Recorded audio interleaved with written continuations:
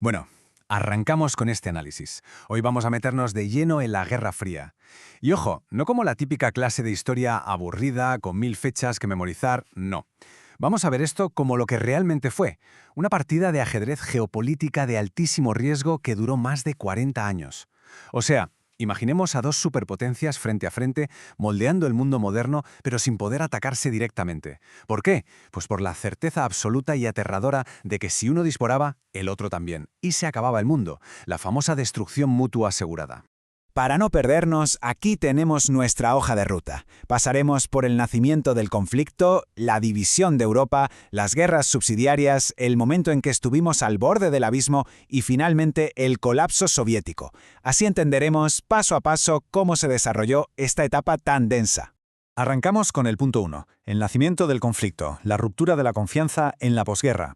A ver, justo después del horror de la Segunda Guerra Mundial, el mundo necesitaba desesperadamente un nuevo orden basado en el diálogo. De ahí sale la idea de crear las Naciones Unidas, una idea preciosa, llena de esperanza para evitar el vacío de poder, pero que francamente venía con fallos estructurales enormes desde el minuto cero. La intención era buenísima, prevenir una tercera guerra mundial, faltaría más. Para eso se crea el Consejo de Seguridad, donde 5 grandes potencias tenían el famoso derecho a veto. Pero claro, aquí está la trampa. La consecuencia fue que bastaba con que una sola superpotencia levantara la mano y dijera no para paralizar a la ONU entera. Esto bloqueó el Consejo en casi todos los conflictos que vinieron después y obligó a los países a buscarse la vida por su cuenta o a montar alianzas militares como la OTAN. Y mientras la ONU estaba ahí atascada, la confianza entre los antiguos aliados se iba a pique. En conferencias como Yalta y Potsdam ya se veía venir. Stalin quería a toda costa un colchón de gobiernos afines en sus fronteras. Así que la Unión Soviética empezó a sovietizar Europa del Este usando lo que se conoce como la táctica del salchichón. El nombre suena un poco a broma, pero la realidad era brutal. Consistía en ir eliminando a la oposición política rodaja a rodaja, poquito a poco. El resultado final fueron las famosas democracias populares, que de democráticas tenían poco. En realidad eran dictaduras bajo el control total de Moscú. Claro, este avance implacable hizo saltar todas las alarmas en Occidente, y en 1946 Winston Churchill soltó esa frase mítica, desde Stettin en el Báltico hasta Trieste en el Adriático. Con esas palabras dibujó una línea en el mapa que partía el continente en dos. Fue la confirmación oficial del telón de acero, una barrera enorme, tanto física como ideológica, que separó de golpe a las democracias de las dictaduras y preparó mentalmente al mundo para un conflicto que iba para largo. Pasamos al número 2. Una Europa dividida. El tablero se parte en dos.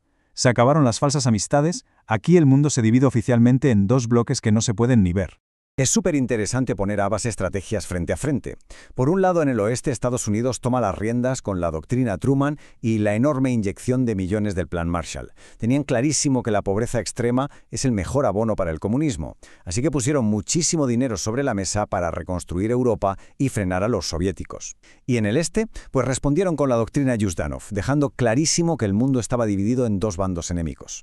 Crearon el Comecon para aislar económicamente a sus países satélites y de paso empezaron a purgar sin piedad a cualquier líder local que se atreviera a rechistar. Y este choque de trenes provocó enseguida la primera gran crisis, el bloqueo de Berlín, allá por 1948. Stalin quiso asfixiar la parte occidental de la ciudad, cortando todas las carreteras y vías de tren. Pero aquí surge una pregunta buenísima. Sabiendo que Berlín estaba metida a unos 160 kilómetros dentro del territorio soviético, ¿por qué Stalin no bloqueó también el cielo? Pues la respuesta nos muestra la realidad de aquel momento. Derribar aviones occidentales era cruzar una línea roja gigantesca.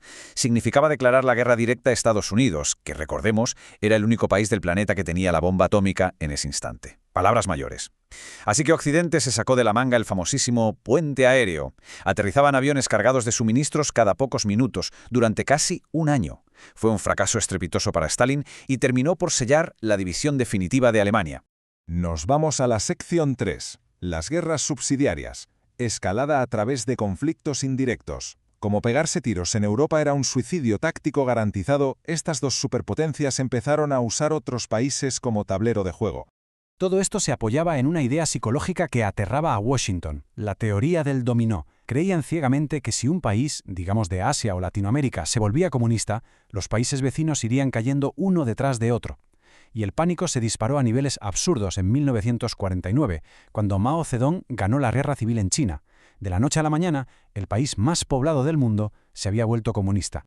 Ese miedo paralizante se hizo realidad rapidísimo en Corea. El norte invade el sur, lo que provoca que la ONU y Estados Unidos intervengan. Hasta ahí, bien. Pero ojo al giro de guión. Cuando los americanos se acercan demasiado a la frontera china, Mao entra en juego. Pero para evitar que Estados Unidos tuviera la excusa legal perfecta para lanzarles una bomba nuclear, Mao hace una jugada diplomática maestra. No manda a su ejército oficial, que va, manda a cientos de miles de soldados etiquetados como simples voluntarios. Fue una locura de guerra de trincheras, que, después de muchísimo sufrimiento, terminó exactamente en el mismo sitio donde empezó, el paralelo 38.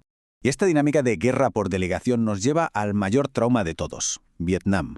Por culpa del miedo al famoso dominó, se mandó a 500.000 de soldados occidentales a pelear en una jungla absolutamente impracticable. Fue la primera guerra que la gente veía en directo en sus televisores, y provocó unas protestas sociales masivas. Tras años de desgaste continuo, todo terminó en una retirada amarga y en el nacimiento del síndrome de Vietnam, básicamente un rechazo brutal por parte de la sociedad y los políticos a volver a mandar tropas al extranjero durante décadas. Llegamos al punto 4. Al borde del abismo. El clímax del juego. Aquí es verdaderamente donde las cosas se pusieron feas y el mundo entero contuvo la respiración. En esta época, ya con la bomba de hidrógeno inventada, los dos bandos asumen la destrucción mutua. Así que los soviéticos plantean la coexistencia pacífica. Venía a ser algo así como, vale, no nos lancemos misiles a la cabeza, mejor vamos a competir demostrando quién tiene mejor tecnología. Y boom, empieza la apasionante carrera espacial. Pero que nadie se engañe, esta paz era solo una fachada en el primer mundo. Mientras tanto, en lugares como Angola, seguían matándose a tiros en guerras subsidiarias alimentadas por ambas potencias, incluso con soldados cubanos de por medio. Y en el corazón de Europa la tensión se cortaba con un cuchillo. En 1961, el bloque comunista tenía un problema enorme. Sus jóvenes profesionales se escapaban en masa hacia el oeste buscando prosperidad. La solución: levantar el muro de Berlín de un día para otro. Encerrar a tu propia gente detrás del hormigón fue un desastre de imagen tremendo para los soviéticos, pero el presidente Kennedy lo resumió con un pragmatismo brutal.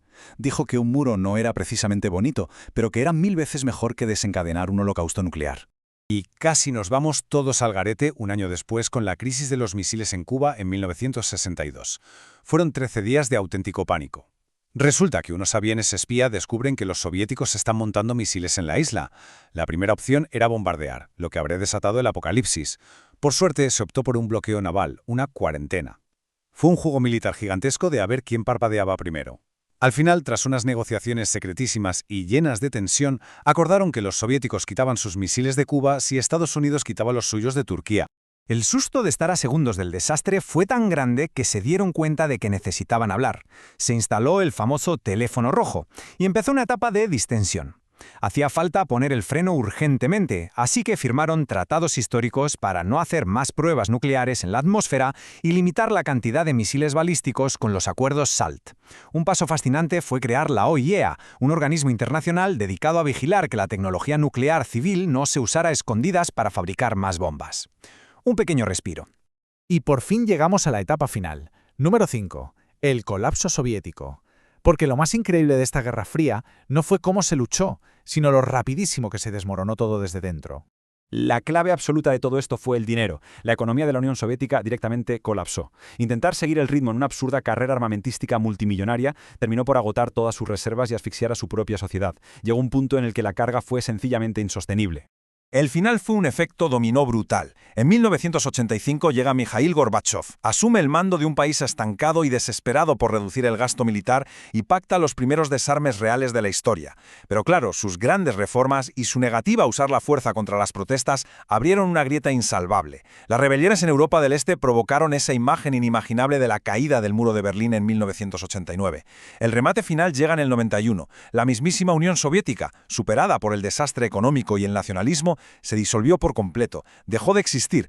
Aquel diciembre de 1991 rompió para siempre ese orden mundial dividido en dos, dejando a Estados Unidos como la única superpotencia dominante. Pero antes de terminar este análisis, hay que hacerse una pregunta enorme. ¿Al desintegrarse el bloque comunista, se ha acabado de verdad este peligroso juego táctico? ¿O esa intensa partida de ajedrez geopolítico sigue disputándose? ¿Solo que ahora los jugadores son distintos y las reglas han cambiado profundamente? Es una reflexión absolutamente crucial para entender los conflictos del siglo XXI y sobre la que merece muchísimo la pena pensar. Hasta aquí nuestra explicación de hoy.